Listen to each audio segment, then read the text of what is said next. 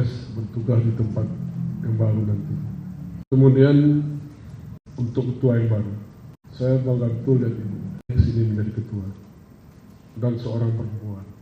Kiranya kepada pimpinan daerah dan semua unsur, mari kita mendukung, membantu ibu ketua yang baru ini, tersupport.